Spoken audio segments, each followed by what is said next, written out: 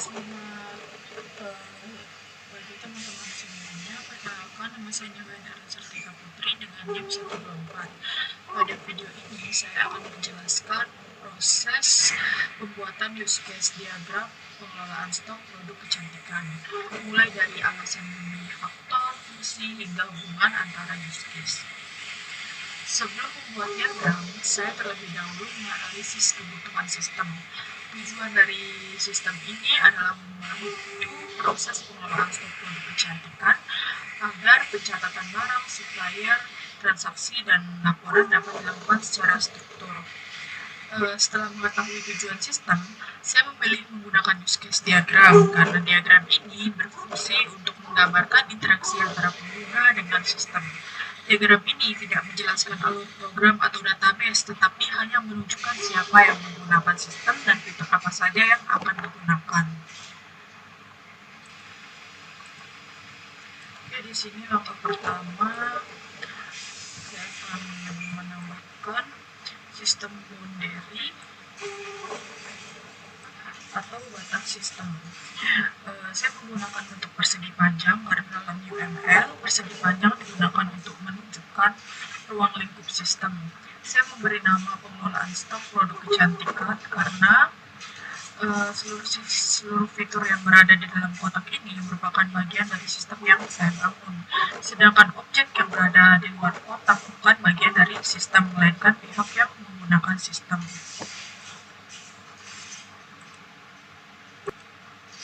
Selanjutnya, saya akan menambahkan faktor pertama, yaitu admin.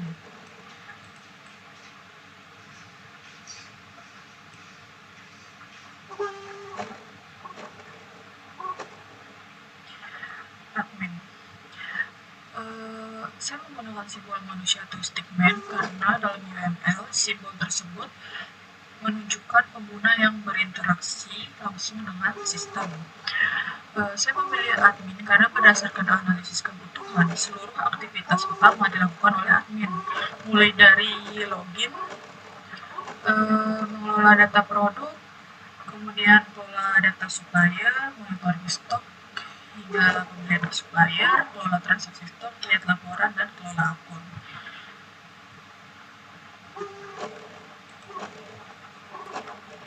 Karena admin mengakses hampir seluruh fitur, maka saya menghubungkan admin dengan setiap use case menggunakan garis asosiasi.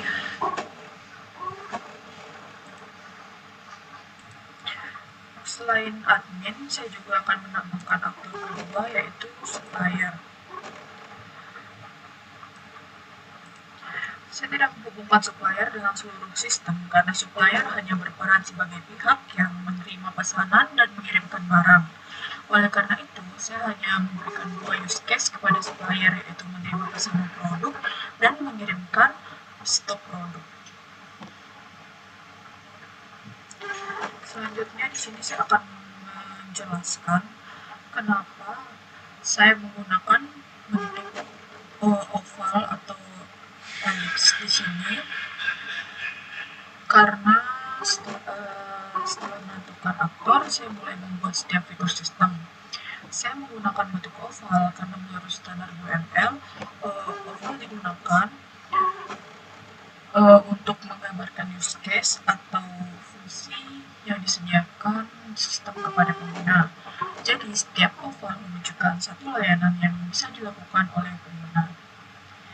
Kemudian di sini saya akan menjelaskan use case yang pertama, yaitu login.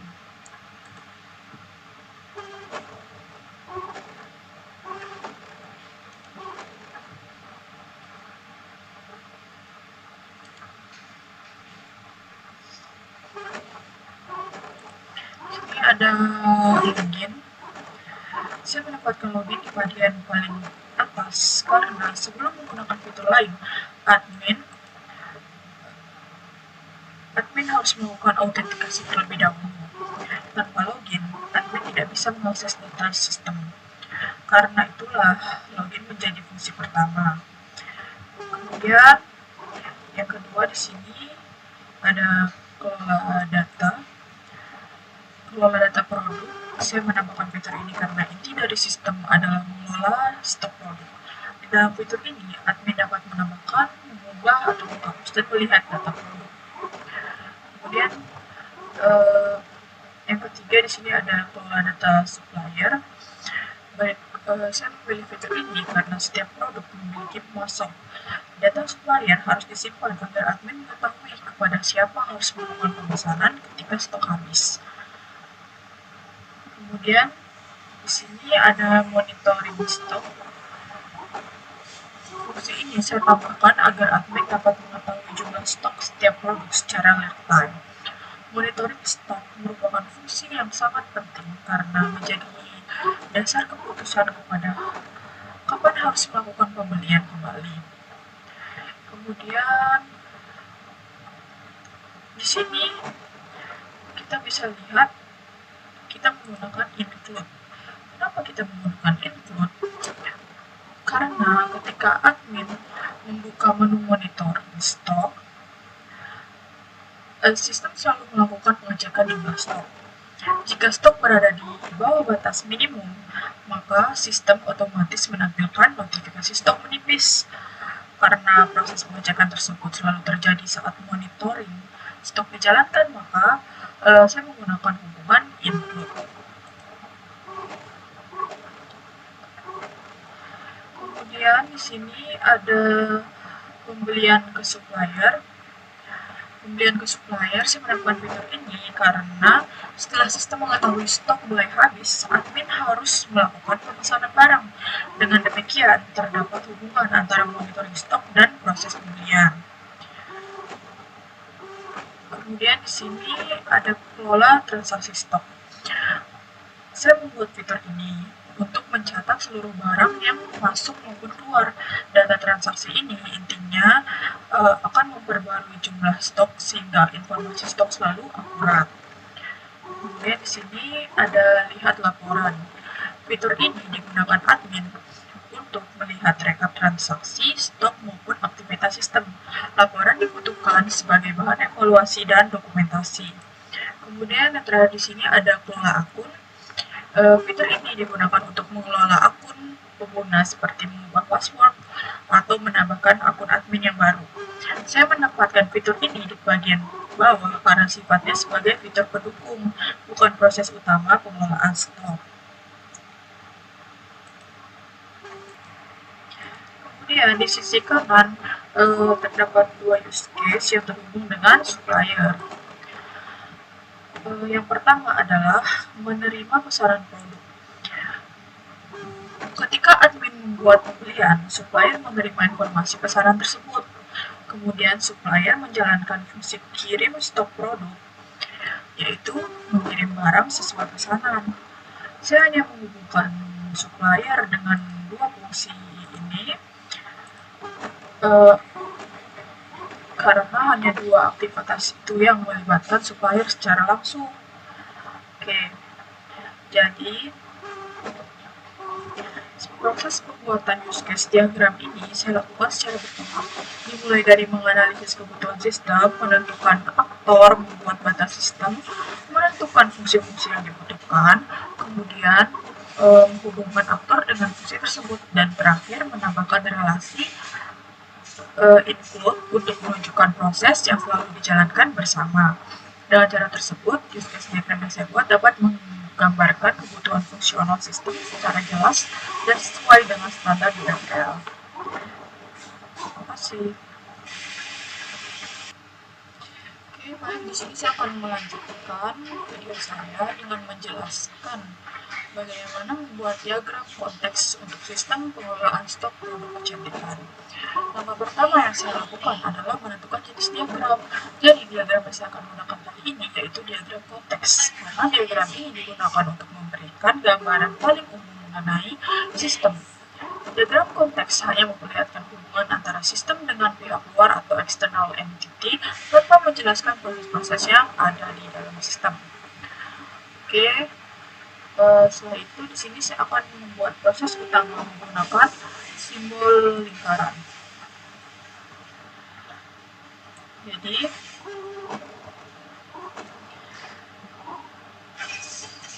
Saya menggunakan lingkaran karena sesuai standar data flow diagram, lingkaran atau proses, jadi lingkaran ini disebut proses, digunakan untuk mewakili proses yang mengolah data atau mengolah data. Saya hanya membuat satu proses karena diagram konteks hanya boleh memakai satu proses utama yang memiliki keseluruhan sistem.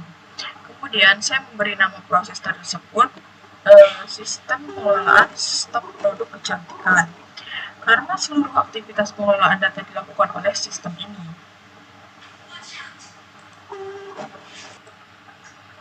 Langkah berikutnya adalah menentukan external entity atau entitas luar.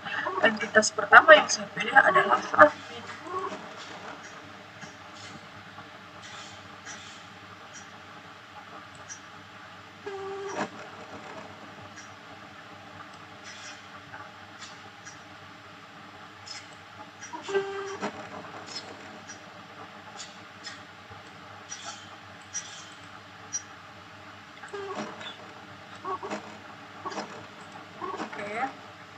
Jadi saya menggunakan bentuk persegi karena di simbol persegi panjang digunakan untuk menunjukkan pihak di luar sistem yang berinteraksi dengan sistem. Saya memilih admin karena berdasarkan analisis kebutuhan, seluruh aktivitas pengelolaan data dilakukan oleh admin. Kemudian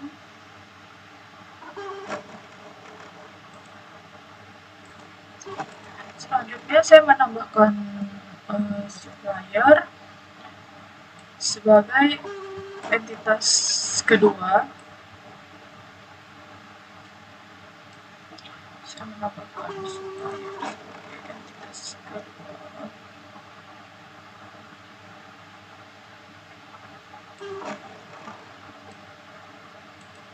Oke, di sini saya menambahkan supplier sebagai entitas kedua.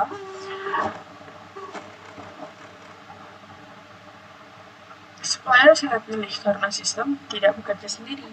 Ketika stok produk mulai habis, sistem harus berkomunikasi dengan supplier untuk melakukan pemesanan barang.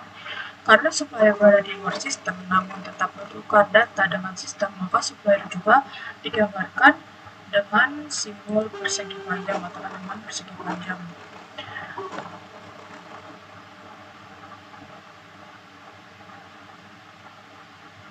Di sini saya akan menjelaskan alur dari admin. Sini admin menuju ke sistem. Setelah menentukan entitas, kita akan menentukan alur datanya. Saya membuat panah dari admin menuju sistem untuk menunjukkan data yang dikirim admin kepada sistem. Data tersebut meliputi data produk, transaksi stok masuk, transaksi stok keluar, dan data pembelian. Saya memilih data tersebut karena semuanya merupakan informasi yang harus dimasukkan admin agar sistem dapat mengelola stok dengan benar. Kemudian di sini saya akan menentukan data yang dikirim sistem kembali kepada admin. Di sini garis yang dari sistem ke admin. Output yang saya buat terdiri dari informasi stok, notifikasi stok menipis, laporan stok, dan laporan pembelian. Saya memilih data tersebut karena merupakan hasil pengolahan sistem yang dibutuhkan admin untuk mengambil keputusan. Kemudian saya menentukan data ke supplier. Jadi di sini ya panah yang dari sistem ke supplier. Data yang dikirim berupa data produk dan pesanan pembelian. Saya menentukan data ini karena ketika produk hampir habis, sistem harus mengirimkan informasi produk beserta jumlah barang yang akan dipesan kepada supplier. Kemudian di sini menentukan data yang diterima sistem dari supplier. Data yang diterima sistem dari supplier itu berisi data pesanan, konfirmasi pembelian, kemudian di sini ada barang dan konfirmasi pengiriman. Saya memilih data tersebut karena setiap supplier menerima pesanan, supplier akan memberikan konfirmasi pengiriman barang dan mengirimkan informasi bahwa barang telah dikirim. Seluruh data tersebut akan diproses kembali oleh sistem agar stok dapat diperbarui.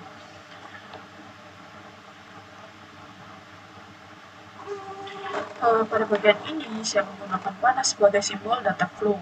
Panah digunakan untuk menunjukkan arah perpindahan data seperti ini, admin menuju sistem, sistem menuju admin, seperti itu.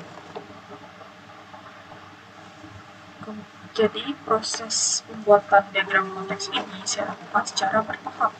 Pertama, saya menganalisis kebutuhan sistem, kemudian saya menentukan proses utama yang mewakili keseluruhan sistem. Setelah itu, saya menentukan entitas luar yang berinteraksi dengan sistem, yaitu admin dan supplier. Selanjutnya, saya menentukan data apa saja yang menjadi input dan output dari masing-masing entitas. Sekian penjelasan dari diagram konteks yang dapat saya buat. Terima kasih.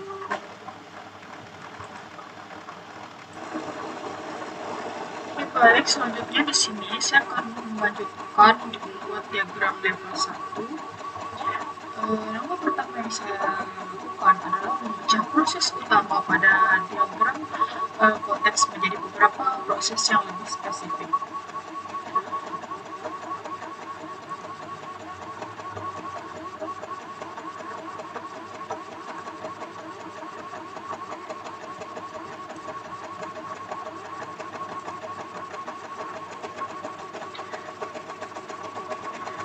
Baik, di sini saya menggunakan simbol lingkaran karena pada DFG lingkaran digunakan untuk menunjukkan suatu proses yang mengolah data. Saya memberi nomor dari 1.0 hingga 2.0 dan 3.0, 4.0 sampai 5.0. Setiap proses memiliki identitas yang berbeda dan menunjukkan urutan logis dari pengolahan data. Kemudian di sini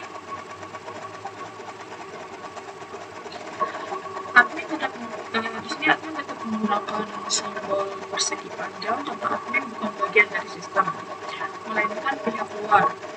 Dan di sini supplier juga menggunakan simbol persegi panjang karena dia sama seperti admin, itu adalah pihak luar.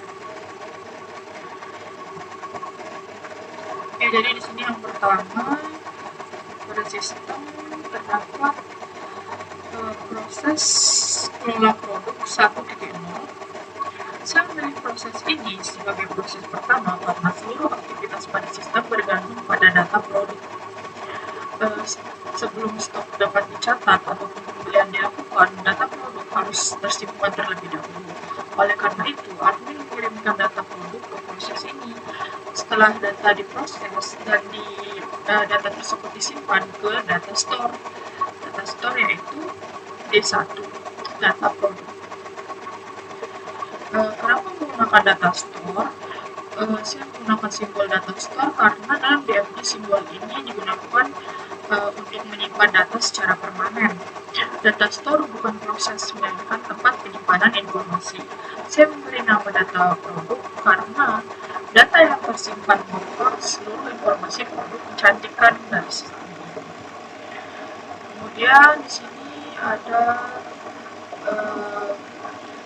proses yang kedua, 2.0, kelola data produk, kelola data store. Saya meletakkan proses ini setelah kelola data produk karena stok tidak dapat dikelola apabila produk belum terdaftar.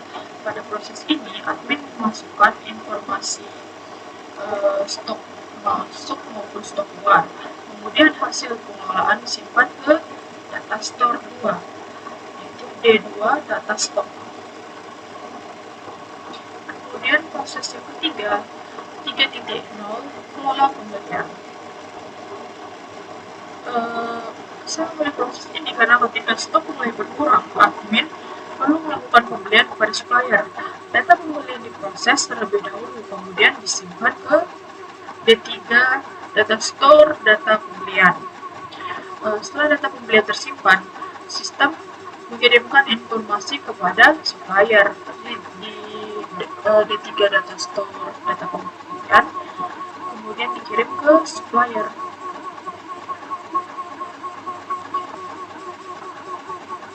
Kemudian di sini ada hubungan dengan supplier. Supplier saya hubungkan dengan proses pembelian karena proses inilah yang berhubungan langsung dengan supplier. Ketika sistem mengirimkan data pembelian, supplier menerima pesanan dan selanjutnya mengirimkan barang sesuai permintaan. Dengan demikian, proses pembelian dapat berjalan sesuai kebutuhan stok. Kemudian di sini proses yang keempat, yaitu 4.0 kelola supplier. Saya membuat proses ini agar admin dapat menambahkan, mengubah, ataupun menghapus data supplier. Informasi supplier kemudian disimpan ke data store di tempat data supplier, sehingga data pemasok tersimpan dengan baik dan dapat digunakan kembali ketika melakukan pembelian. Kemudian lanjut ke proses kelima, yaitu 5.0 laporan. Proses terakhir ini meletakkan laporan bagian paling bawah, karena laporan merupakan hasil akhir dari seluruh proses sebelumnya.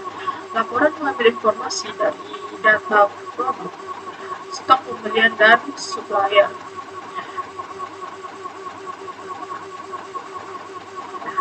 Kemudian hasil laporan dikirimkan kepada admin,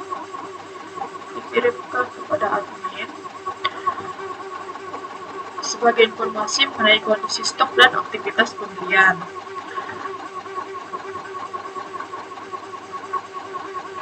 Kemudian proses pada diagram saya susun dari atas ke bawah atau vertikal. Tujuannya agar alur sistem lebih mudah dipahami. Proses dimulai dari pengelolaan data produk, kemudian pengelolaan stok, dilanjutkan pembelian, pengelolaan supplier, dan diakhiri dengan pembuatan laporan. Urutan ini mengikuti proses bisnis yang terjadi pada pengelolaan stok produk kecantikan. Jadi ini saja proses pembuatan di level 1 yang saya lakukan dengan cara mengembangkan diagram konteks menjadi beberapa proses utama. Sekian.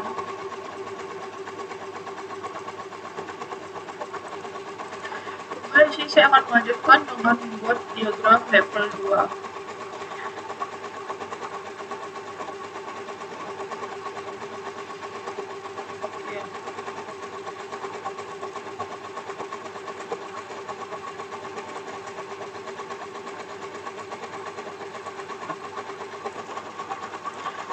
Langsung saja saya akan menentukan external entity, yaitu admin. Saya menggunakan simbol persegi panjang karena admin berada di luar sistem. Kemudian saya akan memecah proses 1.0 pada diagram level 1. Di sini terdapat 1.0 kelola data produk. Kemudian saya tidak lagi menggunakan satu proses besar karena di dalam pengelolaan produk terdapat beberapa aktivitas yang berbeda.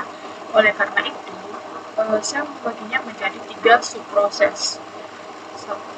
Yang pertama di sini adalah tambah produk 1.1. Ketika admin memasukkan data produk ke dalam sistem, subproses kedua adalah edit produk, yang digunakan ketika terdapat perubahan informasi produk, misalnya harga atau nama produk. Subproses ketiga adalah hapus produk, yang digunakan apabila suatu produk sudah tidak dijual lagi sehingga datanya perlu dihapus. Semua aktivitas tersebut kemudian disimpan ke data store D1, yaitu data produk, karena seluruh perubahan data harus tersimpan di database. Kemudian di sini proses berikutnya yaitu 2.0 kelola data produk, kelola data stok. Saya membaginya menjadi 3 aktivitas karena pengelolaan stok tidak hanya menambahkan jumlah barang. Subproses pertama di sini terdapat stok masuk, yaitu ketika barang datang dari supplier,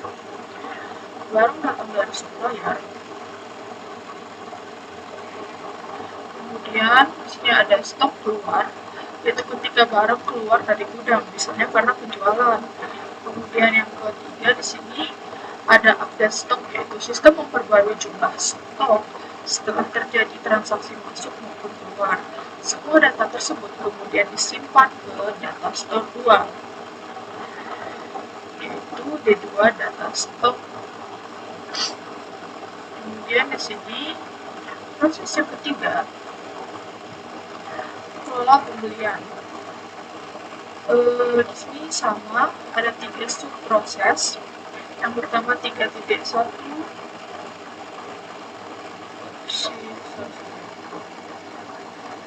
yang pertama di sini 3.1, buat pesanan. Pada tahap ini, admin membuat pesanan kepada supplier ketika stok mulai menipis. Tahap kedua, di sini ada 3.2, terima barang. Tahap ini dilakukan setelah supplier mengirimkan barang sesuai pesanan. Kemudian 3.3, pembayaran. Saya menambahkan proses pembayaran karena setelah barang diterima, transaksi pembelian harus diselesaikan agar status pembelian menjadi lengkap. Seluruh data pembelian kemudian disimpan ke data store D3, yaitu data pembelian. Kemudian saya membaca proses kelola supplier. 3.0 kelola supplier, di sini terdapat 2 subproses. Subproses pertama adalah 4.1 data supplier, yaitu untuk menambahkan, mengubah ataupun menghapus informasi supplier. Kemudian di sini ada subproses yang kedua, yaitu 4.2 penilaian supplier. Saya menambahkan proses ini karena setelah beberapa kali melakukan pembelian, admin dapat memberikan penilaian terhadap supplier berdasarkan kualitas pelayanan, ketetapan pengiriman, ataupun kualitas produk. Informasi tersebut kemudian disimpan ke data store 4, yaitu D4, data supplier. Di sini kenapa saya menggunakan data store D1 hingga D4? Saya menggunakan simbol data store karena dalam DFD, simbol ini digunakan sebagai tempat penyimpanan data secara permanen. D1 digunakan menyimpan data produk, D2 digunakan untuk menyimpan data stok, kemudian D3 digunakan untuk menyimpan data pembelian, dan D4 digunakan untuk menyimpan data supplier. Kemudian di sini saya tetap menggunakan panah untuk dari admin menuju proses, sedangkan panah menuju laser menunjukkan bahwa data ya seperti itu. Pokoknya dia menunjukkan arah dari prosesnya. Kemudian alasan kenapa dipecah proses DFD level 2 adalah agar setiap aktivitas di dalam sistem dapat terlihat lebih jelas. Jadi, jika hanya menggunakan proses besar seperti DFD level 1, maka kita tidak mengetahui aktivitas apa saja yang terjadi dalam proses tersebut. Dengan adanya subproses seperti tambah produk, edit produk, hapus produk maupun stok masuk dan stok keluar, maka progres bisnis sistem menjadi lebih rinci dan lebih mudah dipahami. Jadi, proses pembuatan DFD level 2 ini saya lakukan dengan mengubahkan setiap proses pada DFD level 1 menjadi beberapa subproses.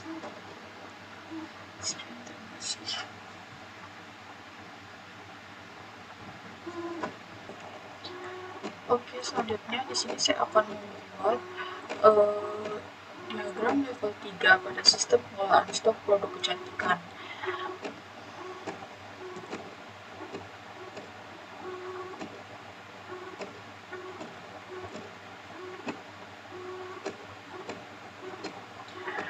Oke, jadi DFD level 3 merupakan pengembangan dari DFD level 2.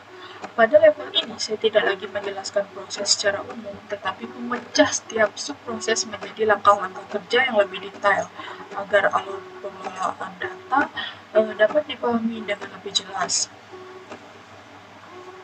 Jadi sebelumnya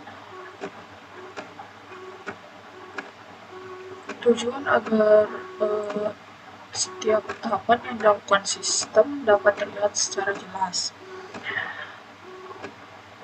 Dan kenapa menggunakan kotak proses seperti ini? Pada diagram ini saya menggunakan simbol proses untuk menunjukkan setiap aktivitas yang dilakukan sistem. Saya memberikan nomor seperti 2.1, 2.2, 2.3, kemudian dipecah lagi menjadi 2.11, 2.12, 2.13, dan seterusnya. Penomoran tersebut saya gunakan agar terlihat bahwa proses-proses ini merupakan bagian dari proses yang ada pada YAML level 2 sebelumnya. Baik, yang pertama di sini saya akan pecah proses 2.1 yaitu stok masuk. Saya membaginya menjadi 3 subproses atau 3 langkah. Langkah pertama adalah input barang masuk yaitu 2.11. Saya membuat proses ini karena setiap barang yang datang harus dicatat terlebih dahulu oleh admin. Langkah kedua yaitu 2.12 validasi barang. Saya menambahkan validasi agar sistem memastikan barang yang diterima sesuai dengan pesanan, baik dari jumlah maupun jenis produknya. Langkah ketiga di sini 2.13 simpan stok masuk. Saya membuat proses ini agar setelah barang dinyatakan valid dan data dapat disimpan sehingga jumlah stok pada sistem bertambah. Kemudian di sini saya akan menjelaskan 2.2 stok keluar. Kemudian di sini akan saya pecah menjadi 3 subproses atau 3 langkah. Yang pertama di sini hitung penggunaan atau jual itu 2.2.1. Proses ini agar sistem mengetahui berapa banyak stok yang keluar akibat penjualan.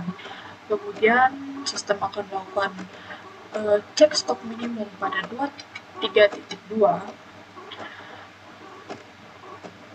Maaf, ini masih salah ketik, harusnya di sini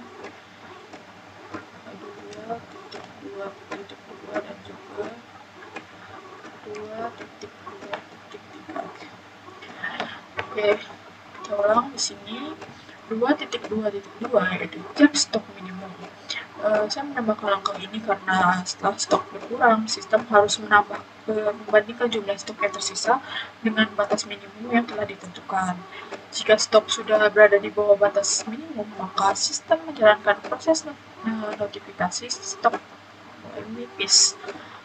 Notifikasi ini bertujuan agar admin segera mengetahui bahwa produk harus segera dipesan kembali. Kemudian di sini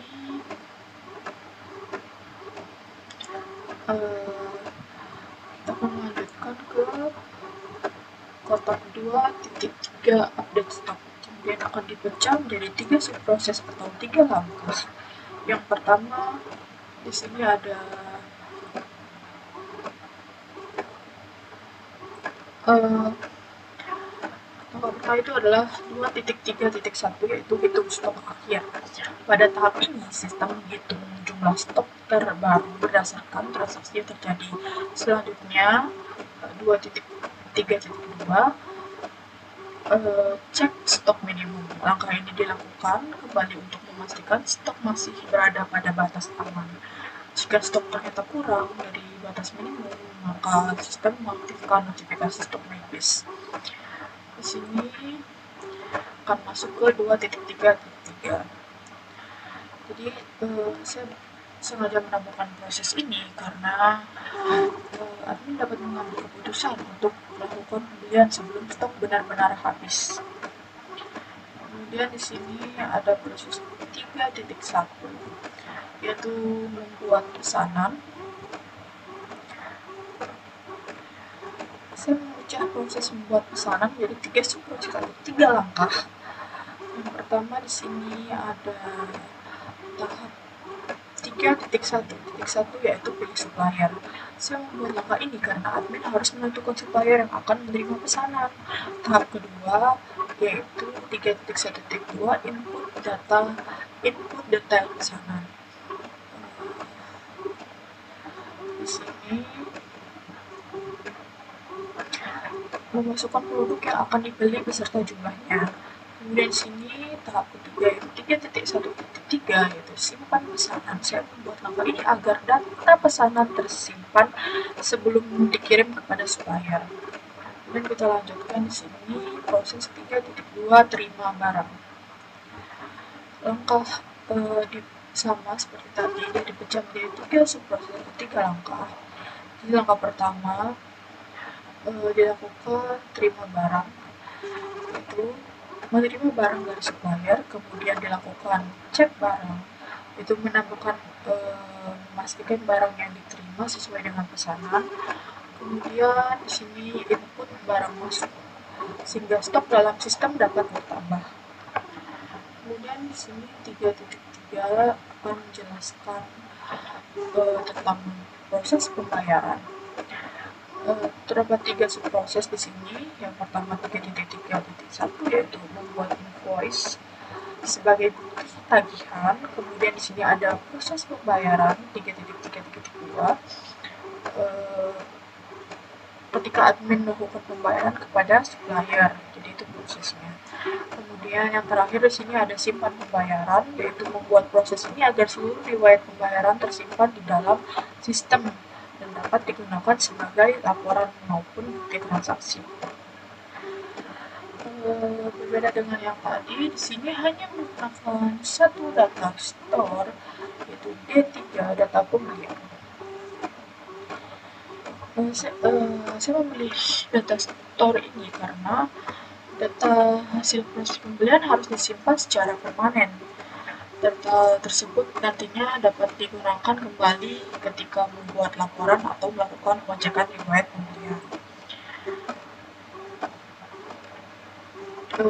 Jadi, saya akan menjelaskan kenapa DFD level 3 ini dibuat. Alasannya yaitu karena saya ingin memperlihatkan proses bisnis sistem secara lebih rinci lagi. Jika hanya sampai di FD level 2, kita hanya mengetahui bahwa terdapat proses stok masuk atau pembelian. Namun, pada di FD level 3, kita dapat melihat tahapan yang sebenarnya dilakukan oleh sistem mulai dari input data, kemudian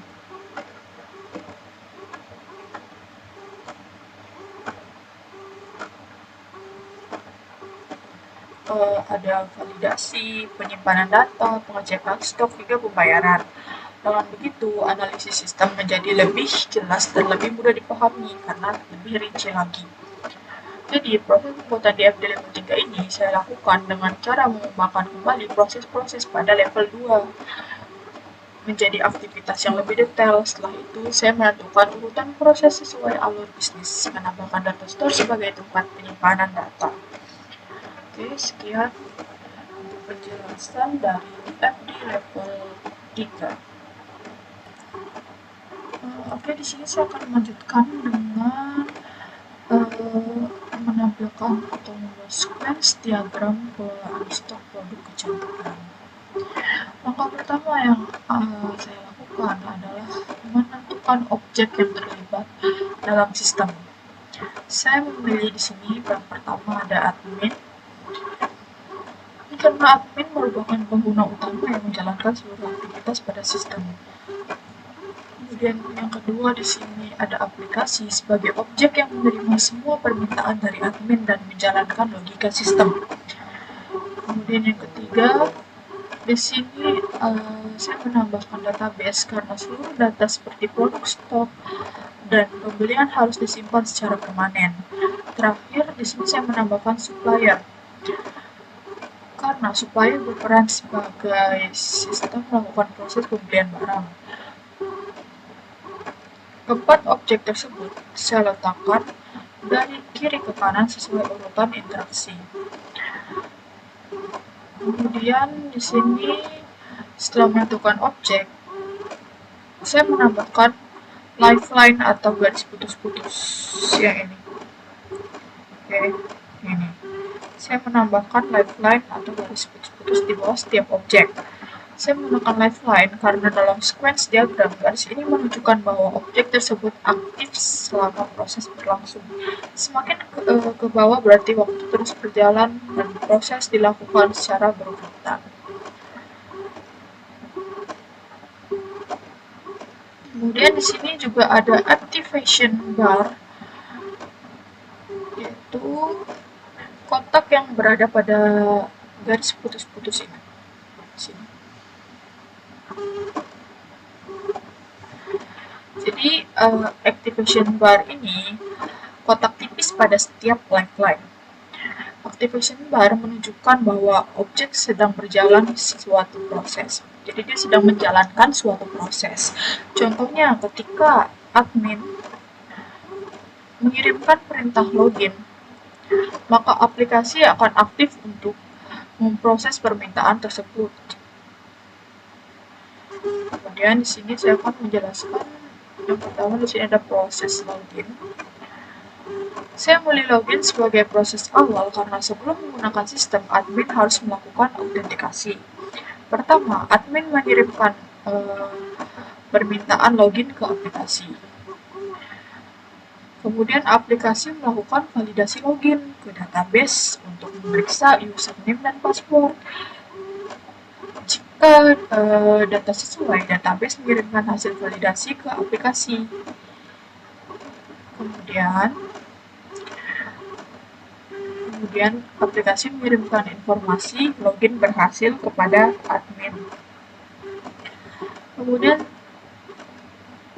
di sini ada kelola data produk. Admin mengirimkan data produk ke aplikasi. Kemudian aplikasi menyimpan data tersebut, simpan data tersebut ke database. Setelah proses penyimpanan selesai, database mengirimkan perubahan harus valid, yaitu data tersimpan. Memberikan output data tersimpan. Kemudian lanjut ke transaksi stok masuk. Admin memasukkan data barang yang baru datang. Aplikasi kemudian menyimpan informasi stok barang ke database. Kemudian setelah data tersimpan, database memperbarui jumlah stok barang. Jadi di sini stok barangnya bertambah. Kemudian di sini ada proses transaksi stok keluar, yaitu admin memasukkan data barang yang keluar, kemudian aplikasi meneruskan data tersebut ke database, kemudian simpan stok keluar. Kemudian database mengurangi jumlah stok sesuai transaksi dan mengirimkan informasi bahwa stok telah berkurang. Kemudian di sini pengecekan stok minimum. Setelah stok diperbarui, dalam proses ini karena sistem harus selalu memastikan apakah jumlah stok masih berada pada batas aman. Jika stok kurang dari batas minimum, di sini melakukan cek stok minimum, memberikan informasi kepada admin bahwa stok sudah nipis. Kemudian di sini ada proses pembelian. Ketika stok sudah menipis, admin membuat pesanan. Dan aplikasi mengirimkan data pesanan kepada supplier. Jadi di sini dikirimkan ke supplier ya, melalui di sini melalui activation box.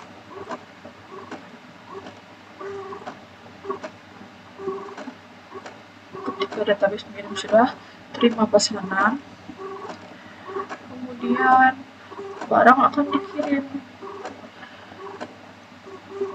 Kemudian di sini update stok.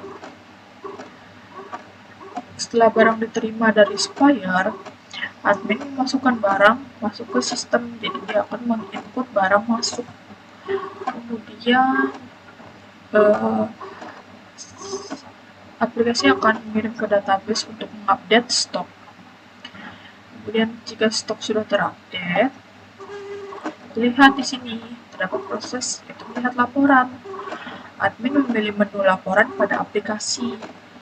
Kemudian aplikasi mengambil data dan database dan menampilkan laporan kepada admin. Jadi ini. Oke. Pada diagram ini saya tetap menggunakan panah untuk menunjukkan komunikasi antar objek. Panah dengan garis menunjukkan permintaan atau request. Oke, jadi itu saja penjelasan mengenai sequence diagram. Yang ini termasuk diagram terakhir yang dapat saya jelaskan. Sekian penjelasan dari saya. Terima kasih dan mohon maaf jika ada kesalahan dan kekurangan. Terima kasih.